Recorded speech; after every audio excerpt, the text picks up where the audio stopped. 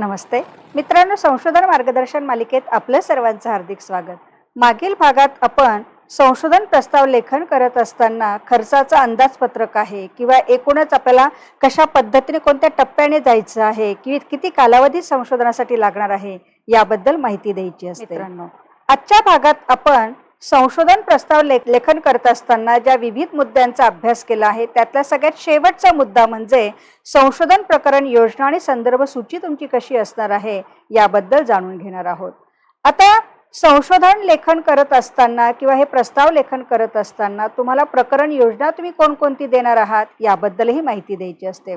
मग त्यामध्ये पहिलं प्रकरण जे असतं सर्वसाधारणतः चॅप्टर स्कीम आपण त्याला म्हणत असतो की प्रास्ताविक किंवा पार्श्वभूमी, जे तुमच्या संशोधनाचा विषय जो आहे त्या अनुषंगाने तुम्हाला प्रास्ताविक किंवा पार्श्वभूमी ही लिहायची असते। त्यानंतर प्रकरण 2 जे आहे ते आहे संबंधित साहित्याचा किंवा आढावा किंवा आपण म्हणूया संदर्भित साहित्याचा अभ्यास किंवा पुनरावलोकन असं आपण त्याला म्हणत असतो।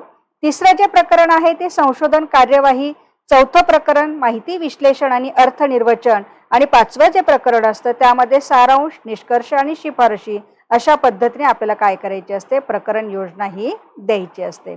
मग आता ज्यावेळेला तुम्हाला संदर्भ सूची द्यायची असते तर संदर्भ सूची देत असताना पण एक विशिष्ट प्रकारचा क्रम जो आहे तो आपल्याला पाळावा लागत असतो। मध्येच पुस्तक मध्येच वेगळं काहीतरी असं आपण देत नाहीये। तर सर्वसाधारणतः त्याचा क्रम असा आहे की तुम्ही मराठी किंवा इंग्रजी जी काही पुस्तकं अभ्यासली असतील तो संदर्भ तुम्ही काय करायचा आहे त्या ठिकाणी द्यायचा आहे। काही बुक रिव्ह्यू तुम्ही घेतले असतील किंवा जर्नलचे आर्टिकल तुम्ही अभ्यासले असतील किंवा मॅगझिन आर्टिकल घेतले असतील किंवा न्यूजपेपरचे आर्टिकल तुम्ही तुमच्या विषयाच्या अनुषंगाने घेतले असतील, वेब पेज बघितलं असेल मग त्या वेबसाईटचं जे काही ॲड्रेस जो आहे तो ॲड्रेस आपण इथे द्यायचा आहे। नंतर ॲन्युअल रिपोर्ट वगैरे अभ्यासले असतील किंवा एन्सायक्लोपीडिया मधले काही आर्टिकल तुम्ही बघितले असतील, इंटरव्ह्यू ज्या अनपब्लिश आहेत तर त्या अनुषंगाने त्याचा काही अभ्यास केला असेल तर ते तुम्हाला संदर्भ सूचीमध्ये द्यायचं आहे। कधी एखादा रेकॉर्डिंग वगैरे तुम्ही ऐकलं असेल आणि त्या रेकॉर्डिंगच्या आधारावर तुम्ही काही आढावा घेतलेला असेल किंवा पुनरावलोकन तुम्ही साहित्याचं केलेलं असेल तर त्या अनुषंगाने साऊंड रेकॉर्डिंग सुद्धा तुम्हाला इथे द्यायचं असतं। नंतर टेलिव्हिजनवर अशा प्रकारचे काही प्रोग्राम झाले असेल आणि त्या प्रोग्रामचा आधार तुम्ही घेतला असेल आणि त्या अनुषंगाने माहिती दिलेली असेल तर ती सुद्धा तुम्हाला संदर्भ सूचीमध्ये द्यायची आहे। आणि सगळ्यात शेवटचं म्हणजे की काही व्हिडिओ रेकॉर्डिंग तुम्ही बघितलेली असतील तर ती रेकॉर्डिंग इथे द्यायची आहे। म्हणजे संदर्भ सूची देत असतानाही अगोदर पुस्तकांपासून सुरुवात करायची, मग काही रिव्ह्यू वगैरे असतील, आर्टिकल वगैरे असतील, काही वेगवेगळे वेबसाईट्स वगैरे असतील, काही प्रोग्राम्स वगैरे असतील तर या अनुषंगाने अशी शिस्तबद्ध पद्धतीने तुम्हाला काय करायची आहे, संदर्भ सूची ही लिहायची आहे।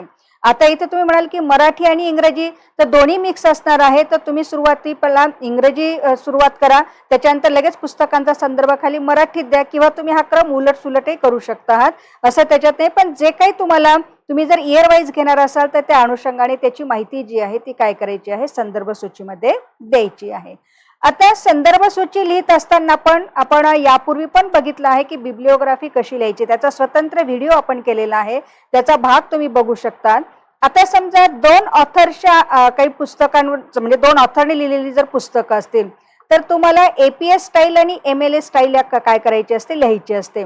आता सर्वसाधारणपणे हिस्ट्री किंवा इतर जे काही लँग्वेज वगैरे जे आहेत तर त्याला एमएलए स्टाईल लिहित असतात आणि इतर जे काही विषय आहेत किंवा ज्या विद्याशाखा आहेत तर त्याला जनरली एपीएस स्टाईल म्हणजे अमेरिकन सायकोलॉजिकल असोसिएशन या स्टाईलने आपल्याला काय करायची असते, बिब्लिओग्राफी ही लिहायची असते। मग आता एक पुस्तक मी तुम्हाला दाखवते आहे की जर एपीएस स्टाईलने जर तुम्हाला लिहायचं आहे तर आता इथे बघा 2 ऑथर दिलेले आहेत, एक आहे Bharambe IT and Jagtap MV, वर्ष किती आहे 2015, मग पुढे पुस्तकाचं नाव एज्युकेशनल रिसर्च मेथॉडॉलॉजी आणि मग स्थळ कुठलं आहे तर जळगाव, पब्लिकेशन कोणाचं आहे तर अथर्व पब्लिकेशन, अशा पद्धतीने आपण काय करायचं आहे त्याचं लेखन करायचं आहे। आणि एमएलए स्टाईलने जर ह्याच पुस्तकाची मांडणी जर तुम्हाला करायची असेल तर कसं करणार आहात तर सुरुवातीला लेखकाचं नाव Bharambe IT and Jagtap MV म्हणजे 2 ऑथर आहेत तर 2 ऑथरचं आपण नाव लिहिलेलं आहे। त्याच्यानंतर पुस्तकाचं नाव, आता एमएलए आणि एपीएस स्टाईल मध्ये तो फरक तुमच्या लक्षात येईल की इथे आता पुस्तकाचं नाव सुरुवातीला आहे, त्याच्यानंतर पब्लिकेशन आहे, त्याच्यानंतर स्थळ आहे आणि त्याच्यानंतर इयर आहे। म्हणजे अशा पद्धतीने तुम्ही ज्या विद्याशाखेचे विद्यार्थी असाल तर त्या अनुषंगाने एपीए किंवा एमएलए स्टाईल जी आहे ही बिब्लिओग्राफी लिहिताना आपल्याला काय करायची आहे, वापरायची आहे। म्हणजे एकूणच काय की संशोधन प्रस्ताव लेखन करत असताना अनेक बाबी ज्या आहेत त्या बाबींचा आपल्याला अभ्यास करावा लागतो, अतिशय बारकावे आपल्याला लक्षात घ्यावे लागतात आणि त्या अनुषंगाने आपल्याला प्रपोजल जे आहे ते लिहायचं असतं. अशा रीतीने मित्रांनो, आता आपण विविध भागांमध्ये संशोधन प्रस्ताव लेखन किंवा रिसर्च आउटलाईन किंवा रिसर्च प्रपोजल हे कसं लिहायचं आहे याबद्दल सविस्तर माहिती घेतली. पुढील भागात आपण संशोधन अहवाल लेखन कसं करायचं आहे त्याबद्दल माहिती घेणार आहोत. तोपर्यंत मित्रांनो, धन्यवाद.